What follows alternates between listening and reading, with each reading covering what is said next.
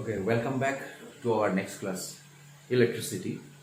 In the previous classes, we have already discussed what is electricity, static electricity, current electricity. We also have come to know about the electric field intensity, potential, that is electric potential and potential difference. So we are directly coming today to discuss electric circuit. As we know, for conducting electric current through a conductor, you need to make a complete circuit through which actually electric current will move from the battery, that is electric cell, through a wire, and after passing through the wire, it has to pass through an electrical appliances such as an electric bulb, and for that you must have an electric switch, that is called as a electric key, or that is a switch. And if you can arrange all these things together through which electric current can pass, that will be considered as an electric circuit.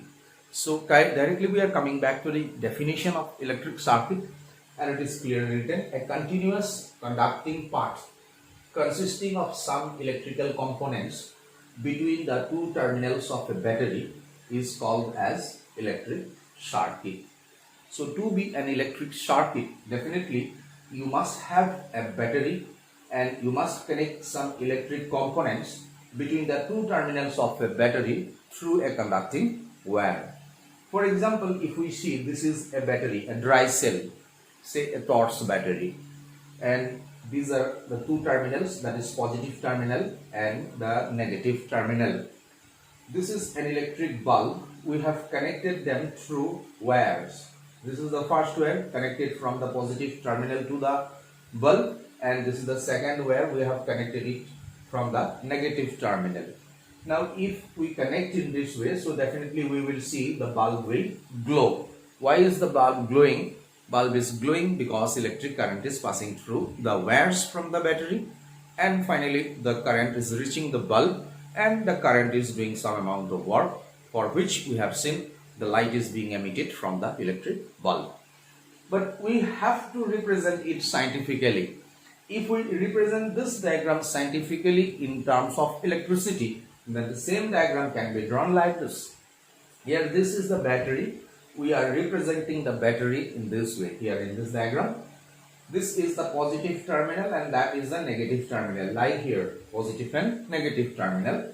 We are connecting the positive and negative terminal with the wires, that is say two terminals of the battery is to be connected. We have connected them. This is the key, that is called as a switch, and this is the bulb. If the switch is on, means the circuit is closed, then the bulb will be glowing.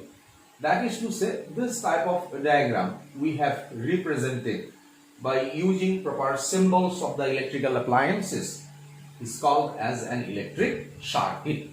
And this circuit we are representing in the form of a diagram. So this type of diagrams are called as circuit diagrams.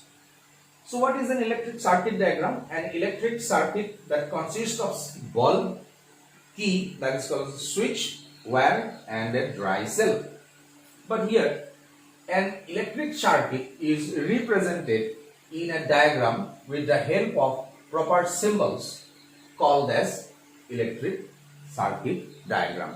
So when we will be representing the electric circuit in the form of a diagram by using proper symbols of the electrical appliances, then that type of diagram is called as a circuit diagram or electric circuit diagram.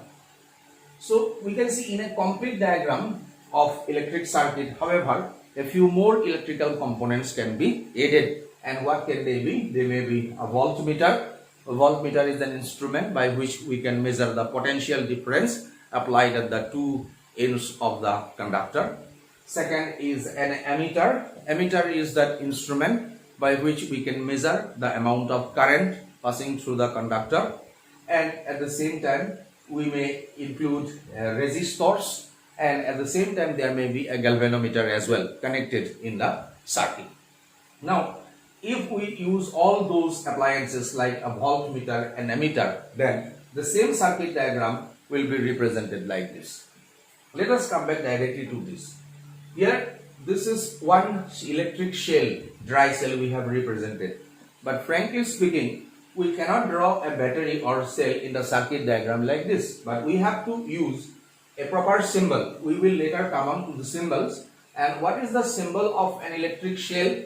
And symbol of an electric shell is like this. This is, and we are using here 3 cells. This is the first cell, second electric cell, third electric cell. So 3 batteries that we are using in this circuit. These are the wires connected from the positive and negative terminal of the battery. We are connecting an emitter. Emitter is that instrument, I repeat, which can help you in measuring the amount of electric current in the wire. That emitter should be always connected in series. And then this is the plug key that is called switch. This is the voltmeter, and voltmeter is connected in parallel to the circuit. Remember, emitter is connected in series, whereas the voltmeter is connected in parallel. What is parallel combination and series combination? You have learned it in your class 8 standard. However, we shall be elaborately discussing those parallel and series combination of resistors later on. Now let us see. Another we have used here in appliances, that is called as a resistor. This resistor can be an electrical appliances as well. For example, an electric iron or an electric room heater or maybe a bulb, etc. are the resistors. So you can see here we are using those voltmeter, emitter, a switch, then a resistor and wires, as well as the battery, or you can say electric shell. All these things are represented in this circuit diagram. Now, if we have understood what is an electric circuit, then it is very important for us to know about the proper symbols of the electrical appliances, because while drawing an electric circuit diagram, we have to use those proper symbols. Otherwise, our diagram will be wrong. For that, we have to come back to these electrical symbols of the appliances that we shall be using in the circuit diagram in our later part of this lesson. Let us see, this is a single cell, only one battery, then should be represented with this symbol. If you are using 2 shells, then this type of 2 diagrams we are repeating. This is the first electric cell, this is the second electric cell. If in that way you are using 3, 4, 5, 6 and more batteries, in that way the number of diagrams will go on increasing. Then let's come back to bulb. An electric bulb or a lamp is represented with this symbol or this symbol. That is, a bulb cannot be shown like this, but we have to show it either by this diagram or by that diagram. Then wire crossing. When we have 2 wires, we are placing them in such a way that one wire is crossing the other without being joined. Then such a wire crossing is to be given. This is the first wire and the red color is the second wire crossing through this first without being joined. Then wire joint. If the 2 wires are joined together, then we have to draw them like this. It's a wire joint. So there is a slight difference between a wire crossing and a wire joint. We can see it in the diagrams. Then a fixed resistance. This is a resistance. So fixed resistance, if it is, we have to represent like this. But if the resistance have variable value, that is called as a variable resistor, then variable resistances are represented like this. You have to give an arrow mark. Then plug key means a switch. Actually, a switch is to be represented like this, not like this. The plug key is a plug key, but as a switch is to be given like this. This is open switch. I have given it open.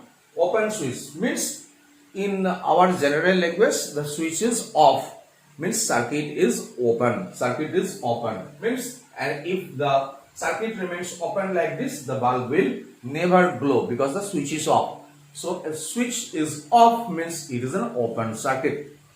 Now is a plug key, if it is closed means if the switch is on, then we have to give a dot in between this dot, and that will represent is a closed switch, means the switch is on. Switch is on means the circuit is closed, so bulb will glow. And then you are coming back to emitter. This is how an emitter is to be represented as we have shown it in this. This is an emitter. Then a voltmeter which is connected to the circuit in parallel. The voltmeter is represented like this. You have to write a V. For emitter you have to write A. You can see here we have written here V It is a voltmeter. Then if you attach a galvanometer to this, then galvanometer is to be represented like this, which is called galvanometer. Galvanometer is that instrument which is used to detect the presence of current in a circuit. We are coming back to another one, fuse wire. If it is as a fuse you have connected in the circuit, a fuse is to be represented with this diagram. And if you have a straight wire, like a straight wire means a conductor which is straight, then we have to represent it with a straight line. So these are certain symbols which we will have to use in the circuit diagram. We shall be discussing Ohm's law in the next class. Thank you.